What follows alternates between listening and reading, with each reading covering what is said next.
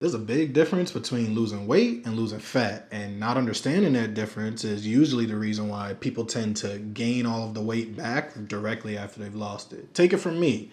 I've done it myself many times. Lost 20 pounds, 25 pounds here, gained it all back, and then some. By making the changes that I'm gonna go over in this video, I've finally been able to burn off and keep off a substantial amount of weight. And ironically, the best way to do that is by focusing on fat loss rather than weight loss. So what's the difference? Weight loss is defined as an overall reduction in body weight. The only thing that you need to do to lose weight, meaning see the number on the scale go down, is be in a caloric deficit. However, it's important to note that the type of caloric deficit that you're in is going to determine exactly what you're losing. Not all of the weight that you lose typically is fat, and depending on what you're eating, you may lose a ton of lean muscle mass. This is the reason why losing weight unsupervised can often lead to health complications. Losing fat, on the other hand, is a lot more targeted. When you're talking about losing fat, you're following a structured nutrition plan that has been put together by either yourself, having done the research, a nutrition coach, a personal trainer, and you're specifically targeting fat loss while preserving as much lean muscle mass as possible. The reason people typically end up regaining weight to begin with is that they go after weight loss instead of fat loss. Losing too much lean muscle mass is actually going to lower your metabolism, which will make it a lot harder to stay in a caloric deficit in the long run. This is why strength training is actually a more efficient method for burning and keeping off weight long term than cardio